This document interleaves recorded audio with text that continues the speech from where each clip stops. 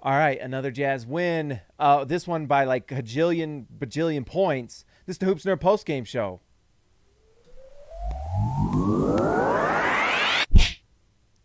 All right, this was a tough one for the Cavs. I mean, you have the game before that they play against the Sacramento Kings. You have now the name's slipping my mind. Harrison Barnes hits that three, and that was just a heartbreaker for them.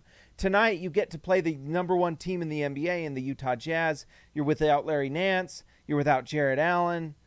And it was not competitive. It was not close. I mean, I wanted to see Larry Nance. I wanted to see Jarrett Allen. I want to see this Jazz team get competition. I want them to play against guys that are really good. And we didn't see that tonight. Sexton is nice, and Garland has his moments. Colin Sexton is having a really nice season, and tonight he scored 20 points, and he was like the only option. He went 0 for 5 from 3 with, let's see, a couple assists, 3 rebounds. Sexton, to me, reminds me of like Donovan Mitchell without the hops, and he's a little more herky-jerky, but they're similar types of players where they are quick, they can get to where they want, they can hit shots. I like Sexton. I think he's really solid. If you're a Cavs fan, you've got to be happy with what you have in Colin Sexton. But there's just not a lot to say with this Cavs team tonight when you're starting someone Dean Wade, who I think might be on a two-way, and you have Isaiah Hartenstein playing multiple minutes this game. You're going to struggle. You're going to have a bad day. And that's what happens with the Cavs. So if you're a Cavs fan, I'm sorry. I wish that Jarrett Allen and Larry Nance would have played. Larry Nance, I wish you'd have traded him to the Jazz, to be honest. I wanted Larry Nance in a Jazz uniform. Didn't happen. Makes me sad. But anyways, look, have you noticed that am I transparent? I'm transparent. The Utah Jazz, let's see, DW. Jazz going all the way. Thank you, DW. I appreciate it very much.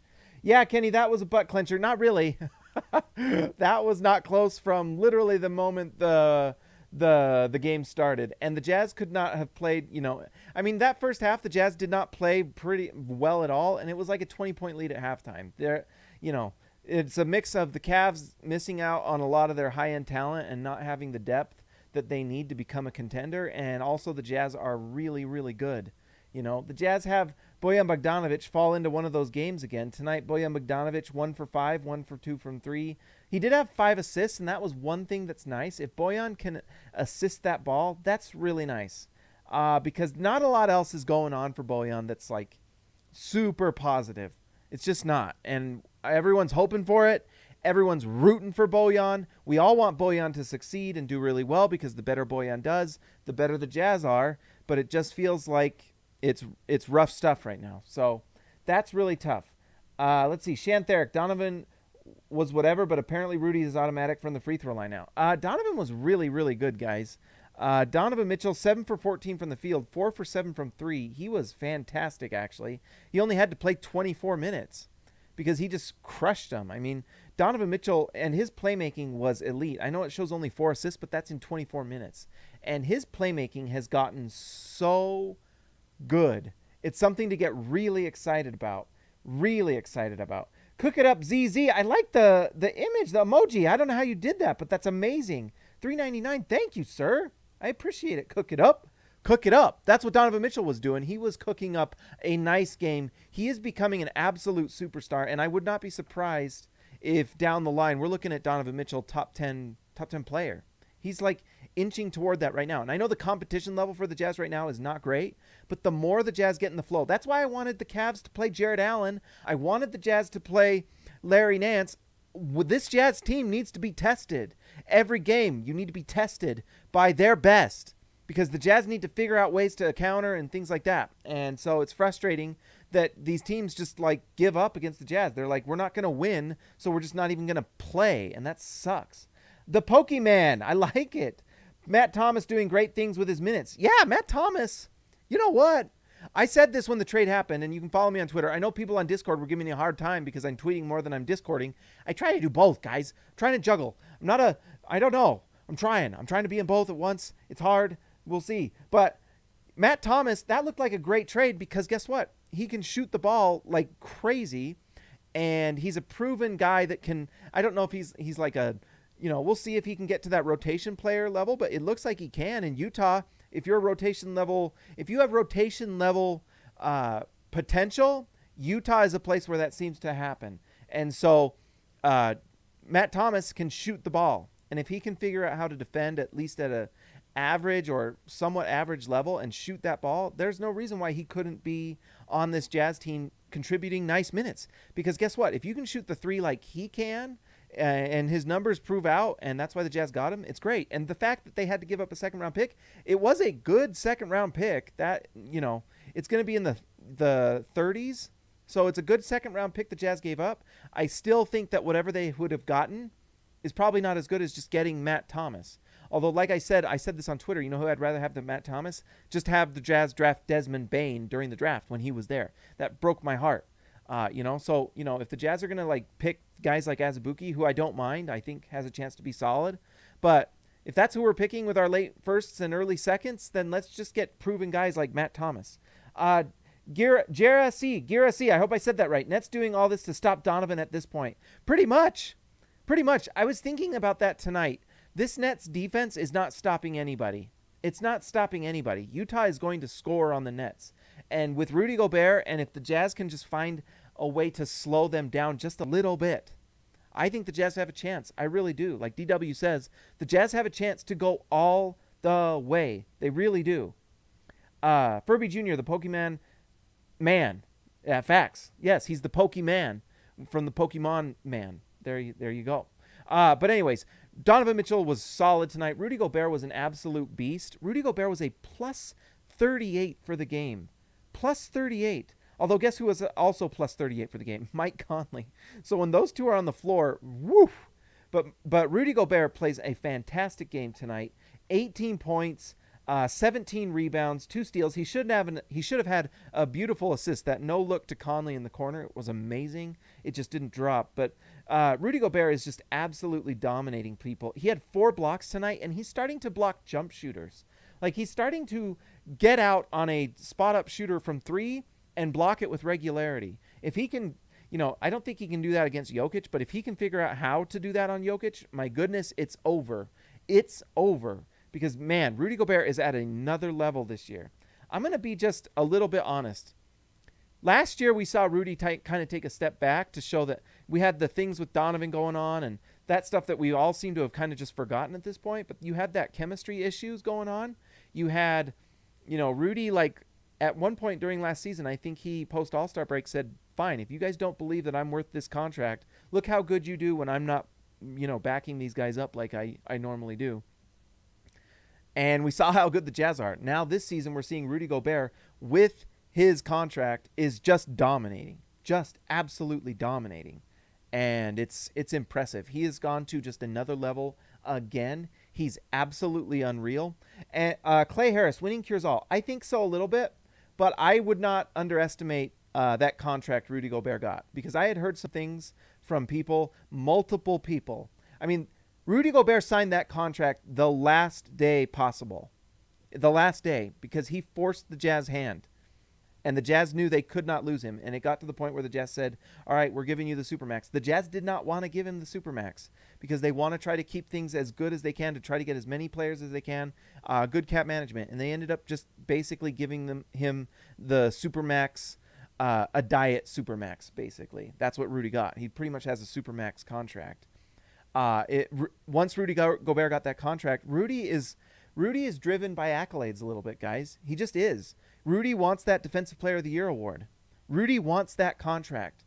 Rudy wants those things, and that's fine because it drives him. Rudy is driven to earn that stuff. And now guess what's driving Rudy Gobert? It's championship. And Rudy Gobert is going to drive and go and get that championship because he wants it. He wants that on his mantle. And I was thinking about this during the game. This playoffs, Rudy Gobert could earn a spot in the Hall of Fame. In this playoffs. Let's say the Jazz go far. Doesn't he make Hall of Fame, especially if he gets a 3rd Defensive Player of the Year? If the Jazz make a final runs, if they win the finals, is Rudy Gobert not a Hall of Famer? I would think so. He's now multi-time All-Star, 3-time Defensive Player of the Year coming up. Should have been 4, but they gave it to Kawhi because the NBA is rigged that year where Kawhi missed like 20, 30 games. They still gave it to Kawhi. That was jacked up. And they gave it that year to Draymond Green for pity and for Make-A-Wish kids stuff. I don't know why they didn't give it to Rudy Gobert. He has earned it so many times this year. He's a Hall of Fame caliber player if they go all the way. And I think this playoffs where you've got a hobbled LeBron and AD, you've got a Clippers team that is desperate right now, going out and getting Rajon Rondo and giving up Lou Williams. You've got the Denver Nuggets who picked up Aaron Gordon. Good for you, but guess what? Utah is going to be able to guard that team. And who on the Denver Nuggets is guarding the Utah Jazz? They gave up Gary Harris. The Denver Nuggets beat the Utah Jazz because of Gary Harris, basically. Because of Gary Harris and Jeremy Grant. They lost Jeremy Grant and replaced him with Aaron Gordon. Aaron Gordon is not as good a player as Jeremy Grant was for the Denver Nuggets last year. He's just not. I mean, maybe he finds some sort of renaissance in Denver, but I mean, all of it he hasn't been a elite level shooter this whole, his whole career. I like Aaron Gordon. I would have loved him on the Jazz because I think he's a multi-tool guy, but he's not stopping the Jazz. Gary Harris was the reason the Jazz lost that playoff series, guys. If Gary Harris doesn't come back and slow down Donovan Mitchell, literally that last play of the game where Donovan Mitchell drives and Gary Harris makes the steal, Utah wins that series. Game over. Even without Bojan. So the Jazz have a chance. I really think the Jazz have a legitimate chance to make the finals, and then it's the Brooklyn Nets. And can you score on the Nets? Yes, the Jazz can score on the Nets. They absolutely can. And it's if the Jazz. I mean, honestly, guys, I'm getting myself a little excited just talking about this. I'm getting a little. You know that feeling? Let me know if you know that feeling.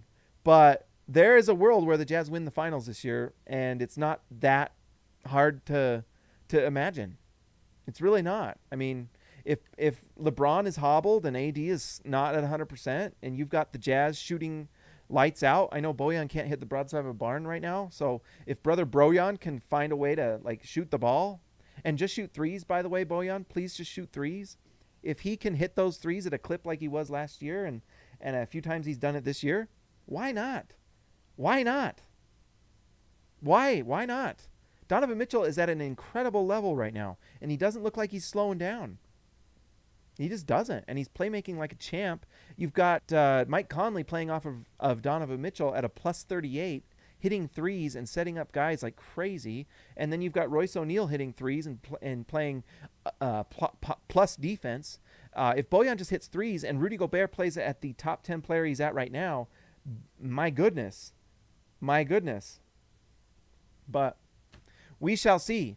Guys, that's all I got tonight. Make sure that you like and subscribe. Thank you to everyone who donated tonight. I really appreciate it. You guys are amazing. Ryan Perry's a legend.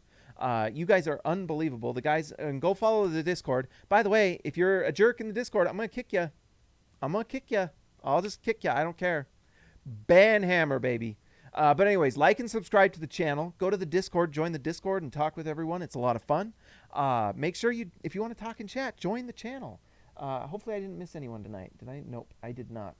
It's a little melancholy night for the Jazz and the Cavs. Like, no one was really watching this game tonight. I promise you there were not a lot of viewers, because playing the Cavs without two of their solid best players,